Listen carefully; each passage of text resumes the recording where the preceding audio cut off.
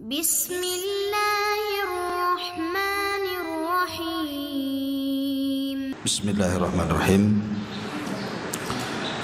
Assalamualaikum warahmatullahi wabarakatuh. Alhamdulillah wassalatu wassalamu ala Rasulillah wa ala alihi wa sahbihi wa mawalah wa la hawla wa la quwata illa billahi wa ba'du.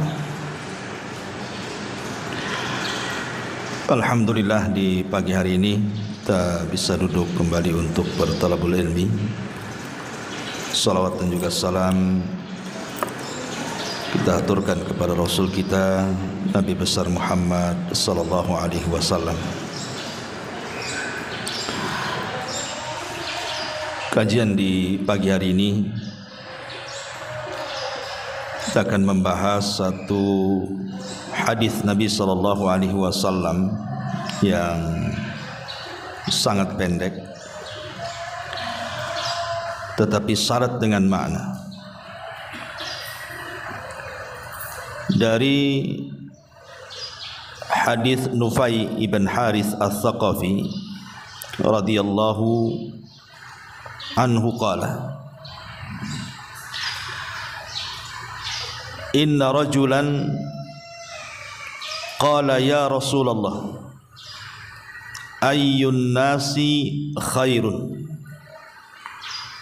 qala man tala umruhu wa hasuna amaluhu, qala fa ayyun nasi syarrun, qala man tala umruhu wa sa'a amaluhu, rawahu Tirmidzi. Dari Nufai ibnu Harith Al-Thaqafi radhiyallahu anhu, ada seorang laki-laki berkata kepada Nabi sallallahu alaihi wasallam, Rasul, manusia yang paling baik itu seperti apa? Maka Rasul mengatakan, man tala umruhu wa hasuna amaluhu, yang panjang umurnya tapi baik amalannya. Kemudian laki-laki ini bertanya lagi, lalu siapa manusia yang paling buruk kalau begitu? Maka Rasul mengatakan, man tala umruhu wa sa'a amaluhu, yang panjang umurnya jelek pula amalannya. Dari hadis ini kita tahu bahwa orang yang dipanjangkan usia terkadang baik bagi dia, tetapi juga terkadang buruk bagi dia. Makanya kenapa Nabi sallallahu alaihi wasallam mengatakan, la yatamannayanna ahadukumul maut imma muhsinan fala'allahu an yazdad khairan wa imma musian fala'allahu an yasta'tib. Kata Nabi sallallahu alaihi wasallam, janganlah seseorang dari kalian berharap kematian, barangkali jika dia berbuat baik, semoga bertambahlah nilai kebaikannya, tapi jika dia berbuat salah, semoga dia bisa menyesali kesalahannya. Artinya bahwa Nabi SAW ingin menjelaskan kepada kita tentang pentingnya sebuah umur. Pentingnya sebuah umur, di mana hakikat umur itu adalah ketika seseorang menghabiskan usianya untuk ketaatan kepada Allah. Karena dalam hadis ini Nabi SAW tidak pernah memuji orang yang usianya panjang, kecuali kalau baik amalannya. Makanya kenapa Nabi SAW mengatakan man tala umruhu wa hasuna amaluhu, yang panjang umurnya tidak sampai di sini, tetapi juga baik amalannya. Karena buat apa panjang umur kalau jelek amalannya? Karena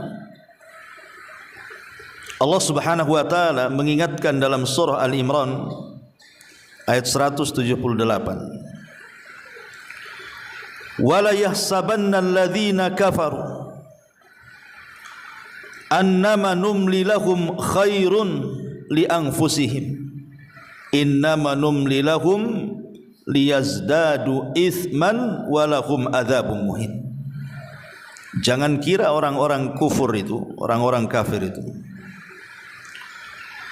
kami panjangkan usia mereka, kami biarkan mereka panjang usianya, senang hidupnya, khairun li anfusihim, itu kebaikan untuk mereka. Bukan, innama numli lahum, sengaja kami biarkan mereka panjang umur itu, liyazdadu isman, untuk nambah dosa, dan bagi mereka adab yang sangat menghinakan. Lihat bagaimana Allah Subhanahu wa taala mengingatkan, kalau panjang umur itu tidak ada manfaatnya bagi ketaatan kepada Allah, buat apa? Jangan-jangan itu istidraj saja tuh. Dibiarkan kita panjang umurnya, dibiarkan kita senang hidupnya, tapi rupanya sengaja Allah tumpuk-tumpukkan dosanya. Makanya kenapa kalau kita lihat para ulama, ada di antara mereka itu yang dipanjangkan usianya. Contoh pamannya Imam Ahmad, usianya 74 kemudian meninggal. Atau Imam Malik lah, lebih lama lagi Imam Malik itu usianya, ada yang mengatakan 83 tahun, ada yang mengatakan usianya 84 tahun baru meninggal. Kalau Imam Syafi'i mungkin lebih muda lagi meninggalnya, ya, enggak salah sekitar 50 tahun usia dia. Tapi ada ulama itu justru lebih muda lagi meninggal, seperti Imam Nawawi yang kitabnya sudah kita kaji kemarin, Arba'in Nawawi, itu di usia 44 tahun meninggal, tapi membuahkan karya yang luar biasa. Tidak ada satupun ma'had atau pesantren di negeri ini kecuali membaca kitabnya Arba'in Nawawi, ataupun karya lainnya Riyadhus Shalihin, atau karya lainnya Syarah Sahih Muslim, dan banyak ya karya-karya beliau berkah. Walaupun pendek usianya tapi berkah. Tapi banyak orang-orang yang dipanjangkan usianya sampai mungkin 100 tahun lebih, tidak pernah dikenang namanya karena tidak berkah umurnya. Lah yang kita inginkan, kalaupun kita berdoa kepada Allah Subhanahu wa taala dipanjangkan umur itu, maksudnya untuk memperbanyak ketaatan. Dan itulah doa yang didoakan oleh Rasul kepada Anas bin Malik kan. Ketika ibunya membawa Anas bin Malik, usianya Anas ketika itu 10 tahun, datang kepada Rasul dan mengatakan, ya Rasulullah, wahai Rasul, ini Anas putraku, jadikan dia pembantumu dan doakan dia juga. Apa doa Nabi? Allahumma aktsir malahu wa waladahu wa barik lahu fima a'taitahu. Ya Allah, perbanyak hartanya, perbanyak anaknya, dan berkahilah apa yang akan kau berikan kepadanya. Jadi Nabi SAW tetap mendoakan Anas itu untuk diperbanyak hartanya, dipanjangkan umurnya, diperbanyak keturunannya, dan tidak lupa kata Rasul wabarik, dan berkahi juga. Karena kalau umur diberkahi itu, alhamdulillah, itulah sebaik-baik manusia. Makanya kata Anas bin Malik radhiyallahu anhu, setelah lama begitu yang meninggalnya Rasul. Kata Anas bin Malik radhiyallahu mengatakan, fa wallahi inna mali lakatsir wa inna waladi wa walada walidi la yata'adduna ala nahwil mi'atil yawm. Sesungguhnya hartaku banyak, anak dan anak dari anak-anakku alias cucuku mencapai 100 orang. Artinya doa Nabi SAW terkabulkan dan berkah. Semua anak-anak Anas ibn Malik dan juga anak-anak daripada anak-anaknya Anas ibn Malik sebagian besar menjadi para ulama. Ya. Tapi jangan pula kemudian panjang umur itu menjadi kesialan. Karena di zaman sahabat Sa'ad ibn Abi Waqqas itu kan dikenal, Bu, seorang yang mustajab doa. Sa'ad bin Abi Waqqas itu kalau berdoa itu diijabah tuh Sa'ad itu, karena memang dia yang meminta kepada Nabi SAW. Jadi di masa kekhilafahan Amirul Mukminin Umar bin Khattab radhiyallahu anhu, jadi Sa'ad itu kan ditugaskan oleh Umar bin Khattab radhiyallahu anhu untuk menjadi gubernur di Kufah. Masalahnya ada orang-orang yang tidak suka dengan Sa'ad bin Abi Waqqas ini. Akhirnya membuat riak-riak fitnah. Difitnah dia. Katanya Sa'ad ini solatnya nggak beres. Katanya Sa'ad ini nggak serius dalam memimpin penduduk Kufah. Macam-macam lah fitnah yang diberikan kepada Sa'ad. Akhirnya sampailah di telinga Umar bin Khattab.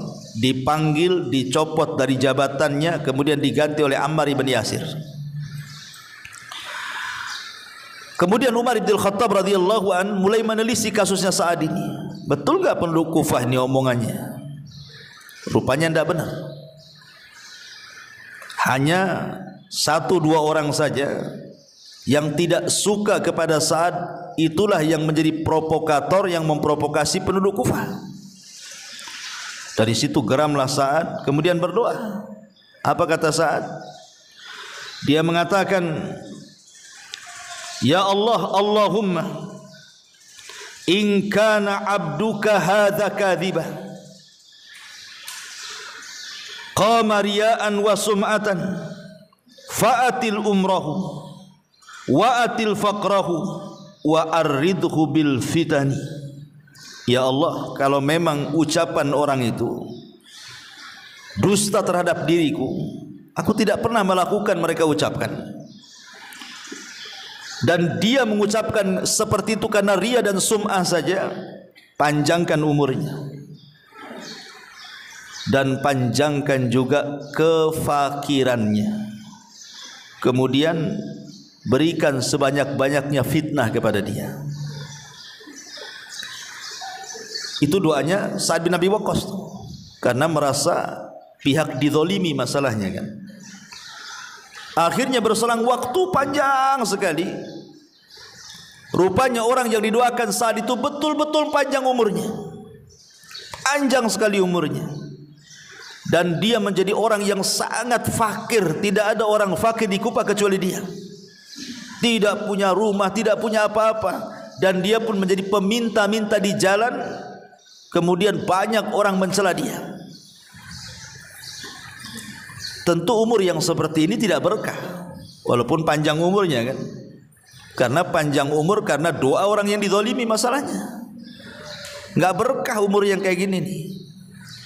Dan kasusnya sama juga kepada Sa'id bin Zaid, satu di antara 10 sahabat yang dijanjikan masuk surga. Jadi dia kes dengan seorang wanita namanya Arwa bintu Uwais. Arwa bintu Aus, ya, radhiyallahu an. Sa'id ibn Zaid ini ibn Amr ibn Nufail ini bermasalah dengan seorang wanita jahat namanya Arwa bintu Uwais kalau nggak salah. Jadi Sa'id ibn Zaid ini kan punya kebunnya luas. Kemudian banyak pula di situ pokok-pokok kurma. dan di situ ada sumur. Kita lihat di zaman itu air sangat mahal kan gitu ya. Tiba-tiba kemudian si wanita jahat ini mengklaim bahwa itu tanah-tanah dia, itu sumur-sumur dia, itu pula pokok kurma dia. Bersumpah-sumpah. Akhirnya kemudian kasusnya sampai kepada Marwan ibn Hakam yang ketika itu menjadi berkuasa di situ. Kemudian Marwan pun memanggil Sa'id ibn Zaidin, betul enggak itu tanah milik orang, kau ambil? Karena wanita itu mengklaim itu tanahnya, sumurnya, kemudian pokok kurmanya. Jadi Sa'id ibn Zaid ini sambil menangis dengan mengatakan, mungkinkah aku mengambil lahan orang? Sementara Nabi SAW mengatakan barang siapa yang mengambil tanah satu jengkal saja akan dikalungkan 7 lapis ke bumi pada hari kiamat. Mungkinkah saya mengambilnya? Sambil menangis tuh ya. Sa'id ibn Zaid, mustahil aku mengambil tanah orang katanya. Kemudian dia mengatakan, tetapi sudahlah, kalau dia mengaku itu tanahnya, kuberikan tanahku kepadanya, kuberikan kurma itu kepadanya, dan kuberikan sak sumur-sumurnya.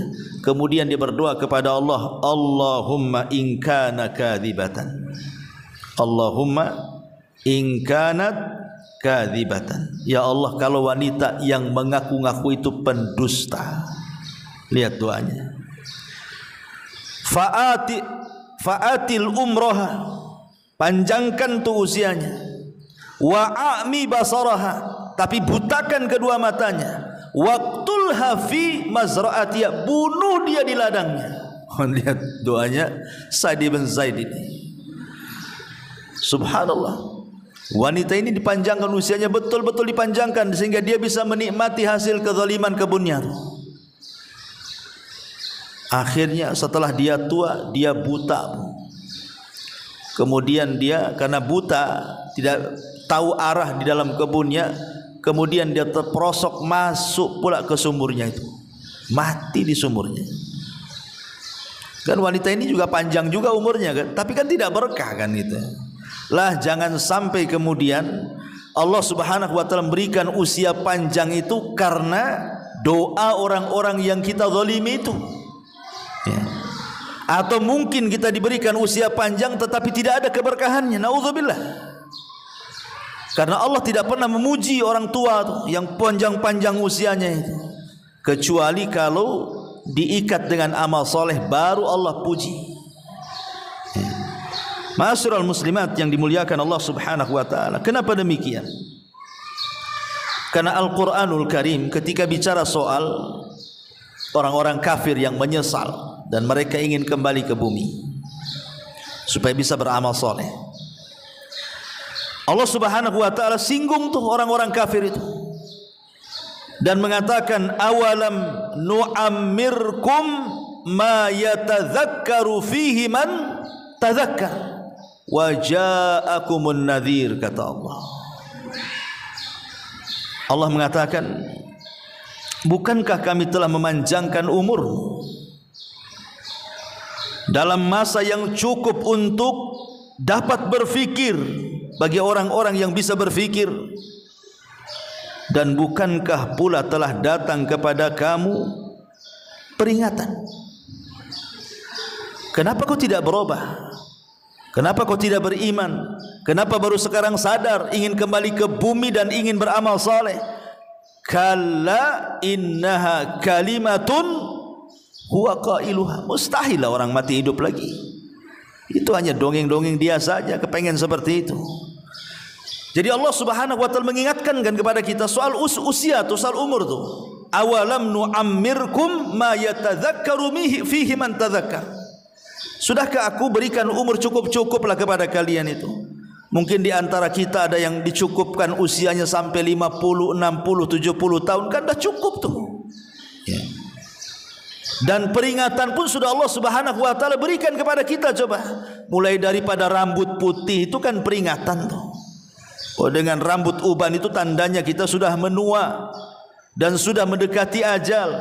Kemudian dengan banyaknya penyakit yang Allah berikan kepada kita, yang dulu ketika di masa muda jaranglah penyakit-penyakit itu muncul, sekarang muncul pula sudah tua. Itu juga peringatan bahwa kita sudah dekat kan itu ya.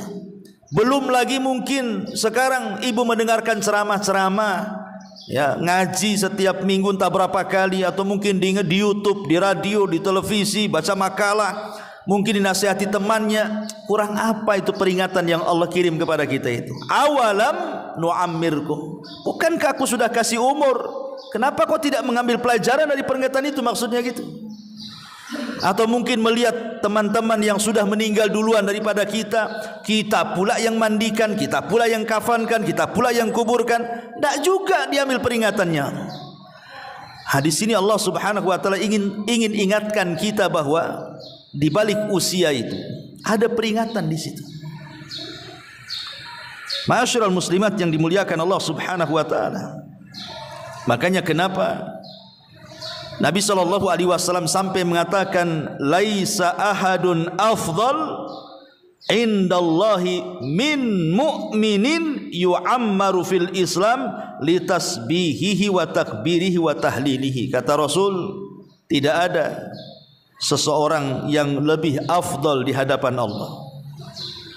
Tidak ada satupun manusia yang lebih afdal di sisi Allah Subhanahu wa taala kecuali seorang mukmin yang dipanjangkan umurnya, tetapi ia gunakan untuk tasbih, untuk tahmid, untuk takbir, untuk tahlil, alias mengingat Allah Subhanahu wa taala. Baru tuh kalau seandainya usianya dipanjangkan dalam rangka mengingat Allah, itulah sebaik-baik manusia di sisi Allah Subhanahu wa taala.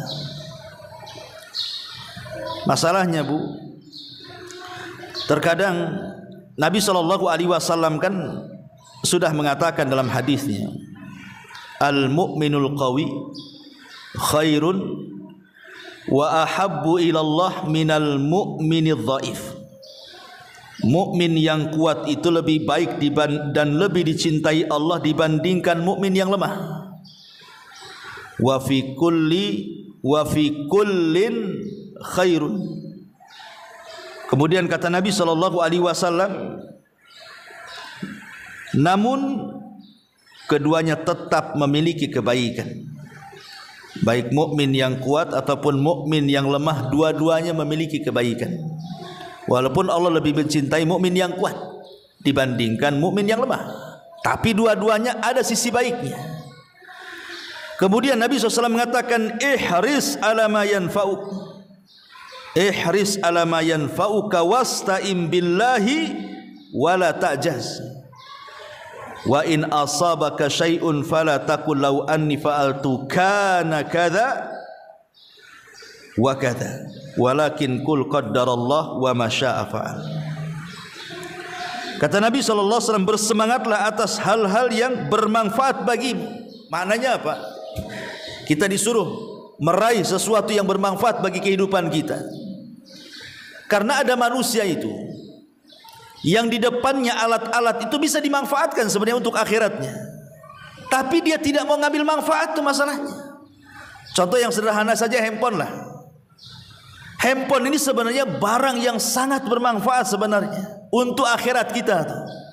Karena di handphone itu ada Al-Quran, di handphone itu ada hadis-hadis Nabi. Sekarang ini kan ada ceramah-ceramah, ada wejangan-wejangan, ada artikel-artikel agama. Seolah-olah disingkat yang dulu ibu itu ya, kalau ingin membaca sebuah artikel atau ingin mengetahui sesuatu harus beli buku dulu tuh. Zaman dulu kan harus beli buku Bu. Saya aja dulu waktu masih di pesantren itu kepengen buku ini Bu, harus beli, ngumpulin duit beli kitab. Dan harganya itu kitab itu mahal di zaman dulu tuh. Alhamdulillah Allah mudahkan, kitabnya sudah di handphone sekarang. Qurannya sudah ada di handphone, tafsir-tafsirnya ada di handphone, syarah-syarahnya, semua syarah-syarah hadis-hadis ada di handphone semuanya. Subhanallah, artinya handphone ini kalau kita bisa manfaatkan, bisalah mengarahkan kita ke sorga dengan usia kita yang kita habiskan depan handphone ini. Tapi berapa banyak yang ngambil manfaat dari handphone itu coba? Kebanyakan orang pegang handphone itu ya untuk kakak saja itu tuh. Tertawa dari pagi sampai malam kan itu. Atau mungkin hanya untuk nonton yang tidak jelas dari pagi sampai malam saja. Ingat, semua akan dipertanggungjawabkan soal usia yang lewat dari kita. Satu nafas, hentakan nafas saja akan dipertanggungjawabkan tuh. Karena itu menyangkut umur, itu menyangkut waktu masalahnya. Makanya kenapa kemudian para ulama salaf seperti Imam Ahmad ibn Hanbal rahimahullahu taala ketika ditanya, "Kaifa asbahta ya Imam?" Imam, bagaimana engkau memasuki pagi harimu? Apa kata Imam Ahmad? Qala, dia mengatakan, "Fi umrun yanqus wa dhunubun tazid," katanya. Apa kata beliau? Umurku makin berkurang sementara dosaku makin bertambah. Ini yang ngomong Imam Ahmad,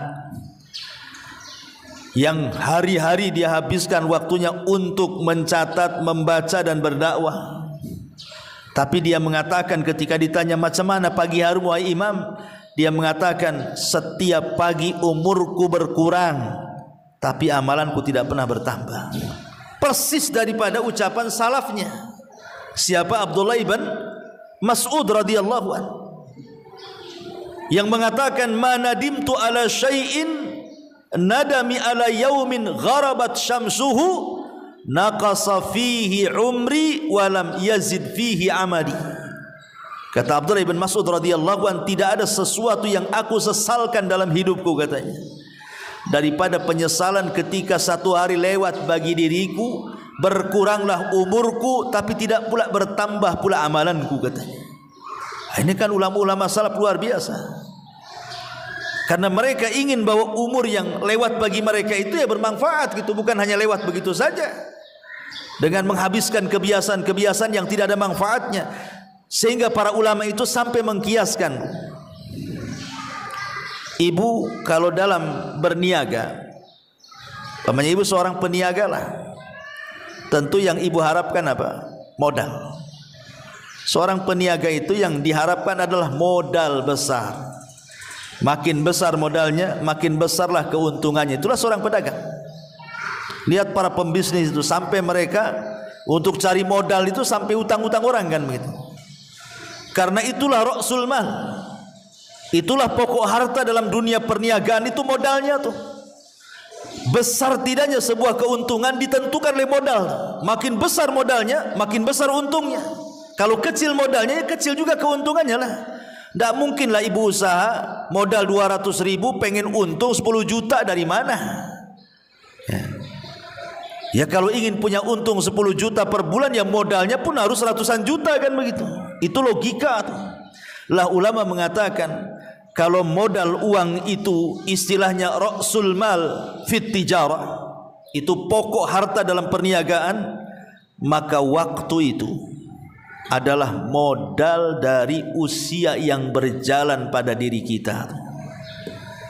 Jadi waktu itu modal kita.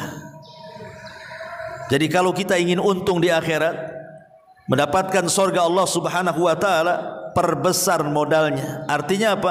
Gunakan waktu dalam usia kita ini sebaik mungkin gitu loh. Makin banyak kita gunakan waktu ini untuk beribadah kepada Allah Azza wa Jalla, berarti makin besar keuntungan kita di akhirat tuh. Tapi makin sedikit waktu yang kita gunakan untuk beribadah, ya jangan harap ingin mendapatkan keuntungan besar di akhirat. Makanya ada istilah ad-dunya mazra'atu lil akhirah. Dunia ini tempat bercocok tanam untuk dituai hasilnya di akhirat, kata ulama. Ya. Ma'asyiral muslimat yang dimuliakan Allah Subhanahu wa taala. Maka kalau kita sudah tahu betapa pentingnya umur itu, maka orang yang cerdas, kata Rasul, al-kayyisu man dana nafsah wa amila lima ba'dal maut. Orang yang cerdas itu orang yang introspeksinya terus, ya, setiap hari.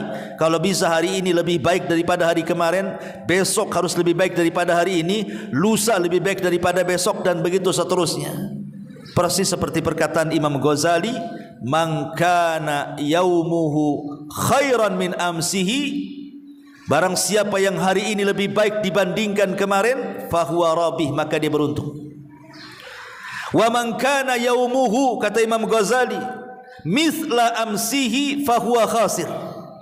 Siapa yang hari ini sama aja dengan hari kemarin pun enggak ada bedanya, maka rugilah dia. Wa man kana yaumuhu syarran min amsihi fahuwa halik. Tapi kalau hari ini lebih buruk dari hari kemarin, binasalah dia. Itulah orang cerdas, orang yang introspeksi itu. Bagaimana hari ini harus lebih baik daripada hari kemarin. Makanya Hasan Al-Basri rahimahullah ta'ala sampai mengatakan, ma min yaumin yanshakku fajruhu illa wa yunadi ya ibna Adam ana khalqun jadid wa ala amalika syahid fatazawwad minni fa inni idza madaitu la a'udu ila yaumil qiyamah. Apa kata Hasan Al-Basri? Tidak ada satu hari yang fajar terbit pada hari itu kecuali dia akan berseru, wahai anak Adam. Siapa yang berseru? Maksudnya pagi-pagi itu, si pagi itu akan berseru, wahai anak Adam, sesungguhnya aku adalah makhluk baru terbit, ya. Aku akan menjadi saksi terhadap amalan-amalanmu hari ini. Maka berbekalah dariku, karena sesungguhnya apabila aku telah berlalu, aku tidak akan pernah kembali sampai kiamat. Seolah-olah Hasan Al-Basri ingin mengatakan, kalau seandainya matahari terbit di pagi hari itu bisa bicara gitu maksudnya, maka matahari itu akan ngomong sama kita seperti itu dan mengatakan, saya ini makhluk yang baru terbit hari ini, sesungguhnya aku akan jadi saksi untuk amalan-amalan kalian di hari ini. Maka berbekalah dariku, karena kalau aku berlalu tidak akan pernah kembali sampai hari kiamat. Makanya ada istilah, kemarin sesuatu yang mustahil untuk diulang, besok sesuatu yang mustahil untuk kita dapat karena belum terjadi. Yang memungkinkan hari ini yang berjalan, yang mungkin kita bisa manfaatkan. Itulah salah satu perkataan Hasan Al-Basri rahimahullahu ta'ala. Ma'asyiral muslimat yang dimuliakan Allah subhanahu wa ta'ala, manusia ini pasti akan dapat ujian. Manusia pasti akan diuji. Tidak mungkin tidak. Kita ini akan diuji. Entah diuji dengan kesehatan sehingga kita lama terbaring sakit, entah diuji dengan ekonomi sehingga kita stres setiap hari mikir cari duit, entah diuji dari pasangan lah gitu. Ibu asik mikir suaminya saja pengen bayi, sibuk diuji dengan anak-anaknya, rutinitasnya sibuk dengan anak-anaknya saja. Pertanyaannya, apakah sepanjang waktu bu, ibu harus disibukkan dengan perkara-perkara seperti itu sampai tua gitu, kemudian mati? Lalu apa hasilnya? Memang manusia akan diuji gitu maksudnya ya. Tapi bukan berarti kemudian ujian itu menyibukkan kita terus menghadapi sampai waktu berjalan lalu. Akhirnya kemudian mati hanya memikirkan apa yang Allah ujikan kepada kita. Kalau bisa ya gitu ya, kalau bisa. Ya ujian memang ujian. Adalah hari-hari mungkin yang buat kita stres, buat kita bingung kan. Tetapi bukan berarti kita tidak bisa beribadah kepada Allah. Ya.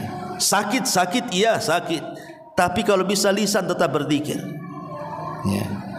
Boleh jadi mungkin ibu stres kadang-kadang dengan suami, dengan anak-anak, tetapi luangkan waktu juga untuk beribadah kepada Allah Azza wa Jalla. Sebab disitulah kadang-kadang manusia diuji itu. Kalau sudah sakit, udah lupa ibadah kan begitu.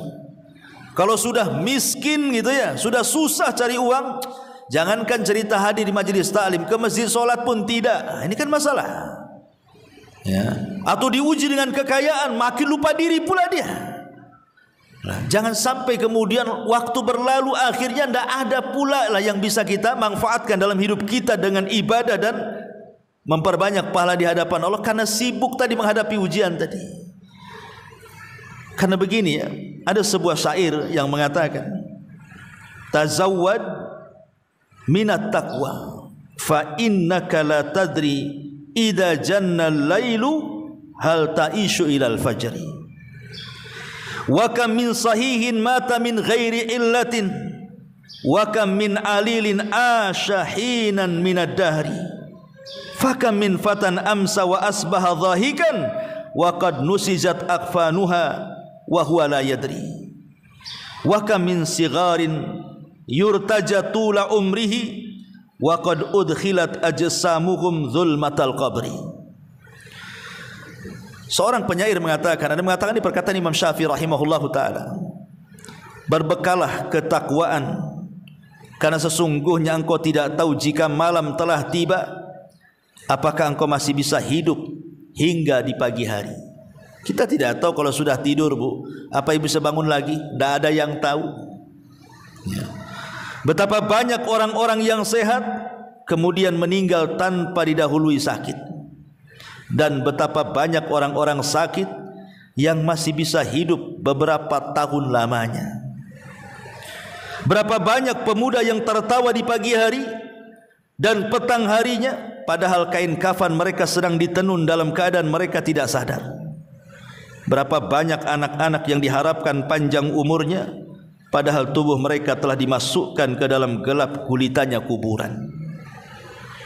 Dari sini kita tahu bahwa, karena kan kita tidak tahu nih kematian nih kapan, dan usia ini terus berjalan kan gitu ya. Maka orang yang cerdas itu kan harus mempersiapkan bekal sebelum kematian. Mandana nafsa wa amila lima ba'dal maut kan itu. Makanya kenapa kemudian Nabi SAW ingin katakan sebaik-baik manusia man tala umruhu wa hasuna amaluhu, orang yang panjang umurnya tetapi baik pula lah dia amalannya. Ma'asyiral muslimat yang dimuliakan Allah Subhanahu wa taala, di dalam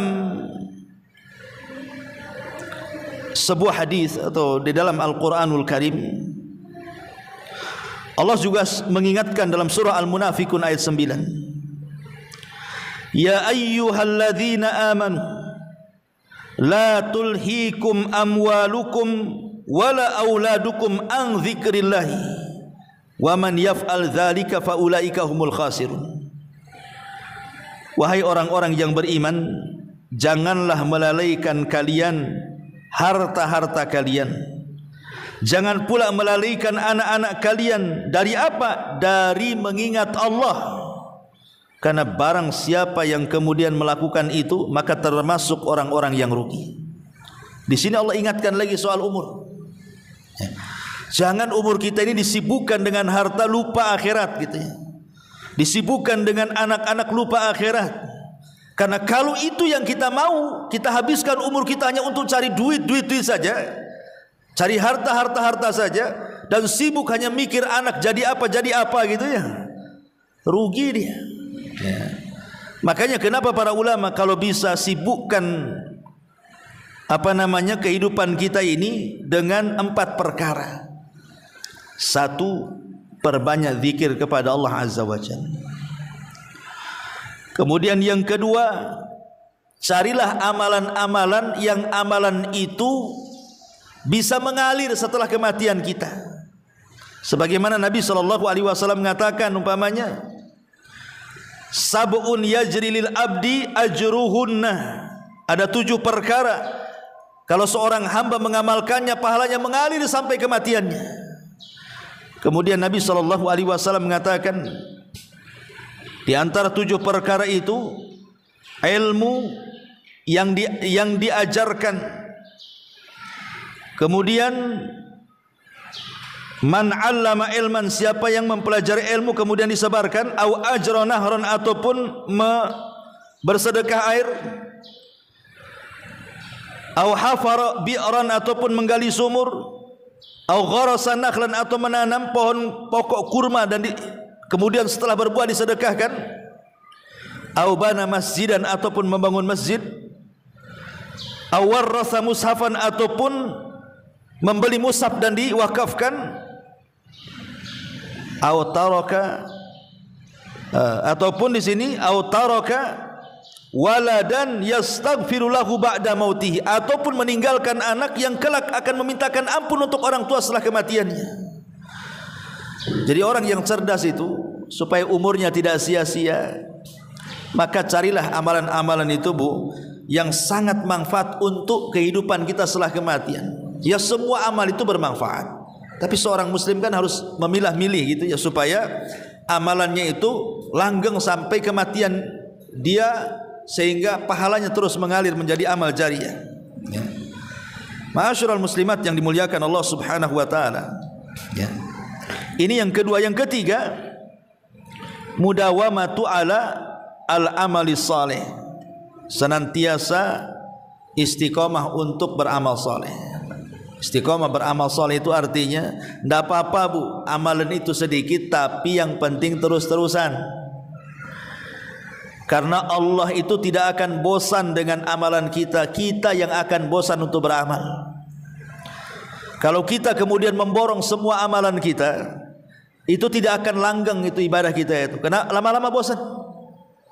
Makanya sedikit-sedikit tetapi tidak membosankan, yang penting terus-terusan, itu jauh lebih baik. Kata Rasul, khairul a'mal adwamuha wa in qalla. Sebaik-baik amal itu sedikit tapi terus-terusan. Ya, sedekah, ya mungkin sedekah tak banyak ya, 100-200 ribu, banyak loh Ustaz itu ya, 10-20 ribu, oh masih banyak, ya udahlah 1.000-2.000 lah kan gitu. Yang penting kan terus-terusan tuh ya, tidak terputus sedekahnya ya.